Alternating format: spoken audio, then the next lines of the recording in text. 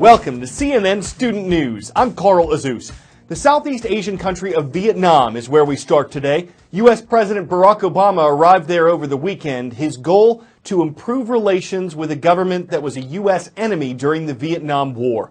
The conflict extended from 1954 to 1975.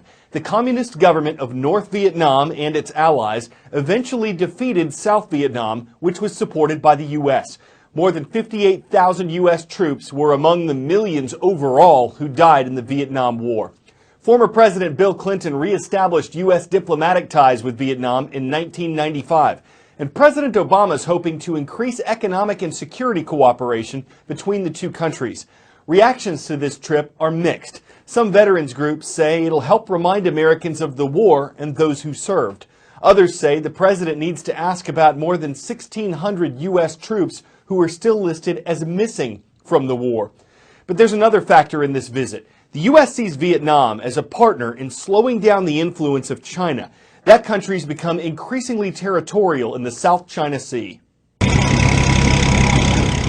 Like his father before him, Lê Thanh makes his living from the sea. He's fished these waters for 31 years, but lately his job's become a lot more dangerous. First they took our fish, then the essential equipment. If they liked it, they took it. If they didn't, they threw it away. Thanh describes a day when Chinese men boarded his boat, stole his equipment and threatened him and his sons. This happened last year, but he says his boat has been targeted 4 or 5 times over the past decade. Thanh says he's being targeted because he fishes in the Paracels, a chain of islands claimed by Vietnam, China and Taiwan. Vietnamese authorities say hundreds of fishermen from Lý Sơn, a small island off the east coast of Vietnam, report being intimidated, beaten or robbed by men on Chinese-flagged boats within the Paracels. Yet, despite the danger, the local government says it's encouraging men to keep fishing these waters, calling them defenders of Vietnamese territory. The Chinese Foreign Ministry says it has no knowledge about Vietnamese fishermen being beaten or chased away, and the Paracel Islands are its sovereign territory, along with most of the South China Sea. China is building man-made islands, laying down airstrips, deploying surface-to-air missiles in defiance of competing claims by other regional players. And the US has waded into the fight, challenging China by running freedom of navigation operations in the region and calling for an end to the militarization of the area. The North African nation of Egypt, which borders the Mediterranean Sea, has sent a submarine to look for the remains of Egypt Air Flight 804. It disappeared last Thursday on the way from Paris, France to Cairo, Egypt. There were 66 people aboard.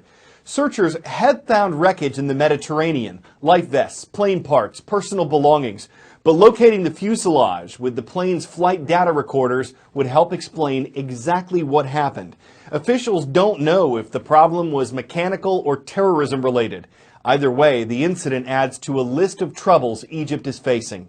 The last 5 years have been rough on Egypt. The hope and optimism born in the uprising that deposed President Hosni Mubarak have been eclipsed by instability, terrorism, violence, and repression.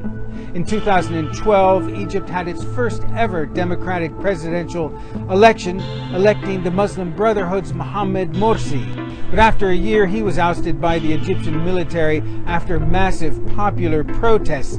Then Defense Minister Abdel Fattah al-Sisi took power and later won a presidential election. Sisi promised to bring stability and prosperity and crack down on terrorism, but so far he's failed on all fronts. Militants in the Sinai Peninsula have set up an ISIS statelet there, and they claimed responsibility for the bomb that brought down a Russian Metrojet airliner in October 2015. This came a month after Egyptian security forces killed 12 tourists and wounded 10 others in the country's western desert after they were mistaken for terrorists. Tourism is an important part of the Egyptian economy and has taken a nosedive. And with the crash of Egypt Air Flight 804, things will probably only get worse. On the roll call this year, we're happy to say we have visited every continent but Antarctica so far.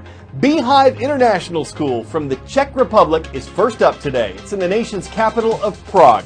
Next, from Gloucester, Massachusetts, we're setting sail with the fishermen of O'Malley Innovation Middle School. And finally, hello to Wailua High and Intermediate School. It's in Wailua, Hawaii, the home of the Bulldogs. In the school district of Cleveland, Mississippi, there are 3,600 students. 67% are black, 29% are white, 4% are Asian or Hispanic. And the district has been ordered to desegregate. Why? Well, the U.S. Supreme Court's Brown v. Board of Education ruling in 1954 said that states cannot segregate or separate black and white students in school. A federal court says that Cleveland, Mississippi schools are currently divided by race.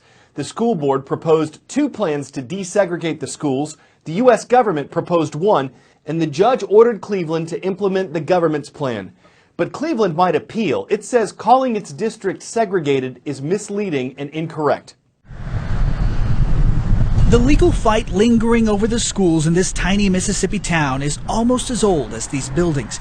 A federal court ruled Cleveland, Mississippi schools are still segregated 62 years after the landmark ruling Brown v. Board of Education. The feds argue schools on the east side of town are still all black or virtually all black. On the other side of town, campuses have been historically and disproportionately white. The town's 2 high schools are at the center of the long-standing case. At Eastside's high school graduation ceremony this week, no white students to be seen.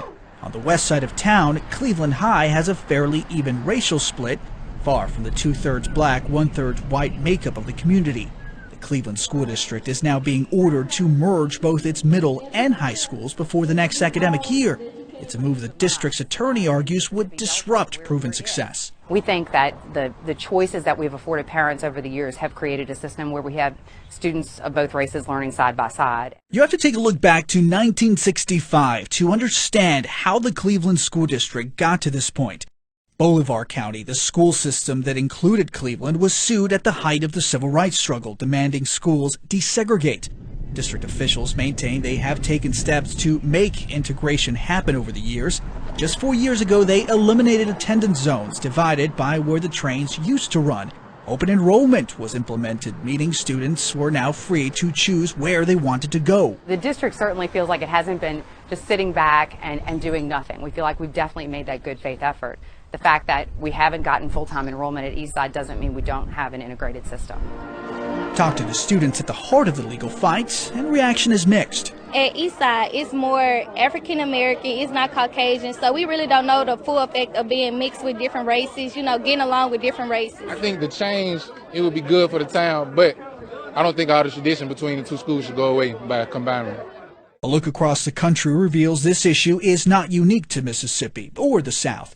In 2014, the U.S. Department of Education counted 10 other states where black students are least exposed to whites.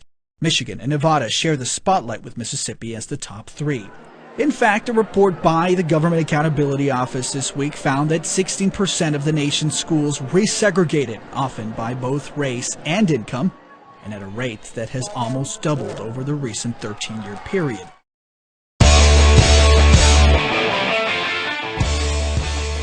If you like chocolate, coffee, and waffle cones, this sounds like a good idea. But if you try to make this yourself, chances are one of 3 things happens. 1, the coffee pours through the waffle cone and spills. 2, the coffee dissolves the waffle cone, then spills. 3, the coffee melts the chocolate, then dissolves the waffle cone, then spills. The creator of this, who says it's the most Instagrammed coffee ever, reportedly used 4 chocolate compounds to solve the problem. Well, for about 10 minutes anyway. Then it spills, which means you can't have your coffee in a cone and drink it too. For those who want chocolate and waffle cones, this could coffee to craving, though coffee connoisseurs might take some convincing because without the time they favor to savor the flavor, they'd probably waffle on the whole bean idea. I'm Carl Azus. CNN Student News is serving more current events on Tuesday.